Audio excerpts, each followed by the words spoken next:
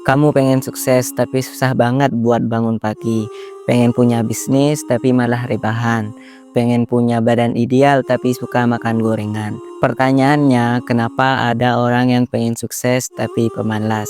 Ayo kita bongkar jawabannya dari sisi psikologi dan neuroscience. Sukses itu impian banyak orang, tapi seringkali tindakan kita bertolak belakang dari impian tersebut. Ini bukan masalah niat atau disiplin. Fenomena ini punya akar dalam kerja otak, emosi, dan lingkungan sekitar. Bahkan ilmuwan menyebutnya sebagai intention behavior gap, celah antara niat dan tindakan. Pertama, mari kita bahas dari sisi otak manusia. Otak manusia memiliki dua sistem. Sistem pertama, otomatis, cepat, dan impulsif. Sistem kedua, rasional, lambat, dan penuh perhitungan. Saat kamu bilang kamu ingin sukses, itu sistem kedua. Tapi saat kamu memilih scrolling TikTok 2 jam, itu sistem ke-1. Nah, karena sistem 1 lebih cepat dan dominan, maka kita sering kalah dengan impuls jangka pendek alias kemalasan. Lalu ada juga yang namanya dopamine hijack.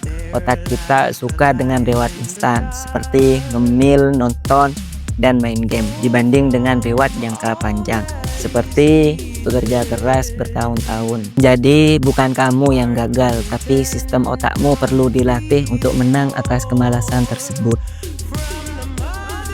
Masalahnya muncul ketika keinginan tinggi tapi aksi nol. Dan ini menyebabkan 3 efek berantai. 1. Frustasi dan rasa bersalah. Kamu tahu harus ngelakuin A tapi malah ngelakuin B. Akhirnya kamu jadi overthinking dan makin males karena self-esteem lagi drop. Kedua, prokrastinasi akut. Nunda kerjaan bukan karena gak mampu, tapi karena takut gagal, takut gak sempurna, atau ya sudah kebiasaan. Ketiga, social comparison. Melihat orang lain sukses, kamu makin down dan makin stuck. Padahal kamu gak ngeliat perjuangan mereka di balik layar. Sekarang pertanyaannya, gimana cara merubah niat jadi tindakan? Ada beberapa solusi berbasis riset psikologi. Pertama, gunakan teknik atomic habits. Mulai dari hal kecil tapi terus-menerus dilakukan. Karena kebiasaan kecil yang dilakukan setiap hari dalam setahun dapat menimbulkan perubahan besar terhadap kita. 2. Atur lingkunganmu. Lingkunganmu berpengaruh besar terhadap produktivitasmu. Mau baca buku lebih rajin, taruh buku di samping tempat tidur. 3. Lawan perfeksionisme. Kadang kita agak mulai karena takut hasilnya jelek. Padahal kunci sukses itu bukan sempurna tapi konsisten.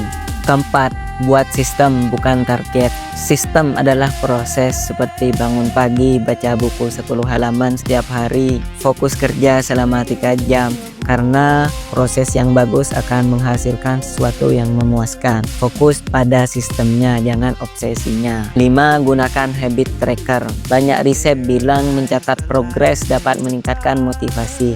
Jadi checklist setiap hari bisa jadi game changer buat kita.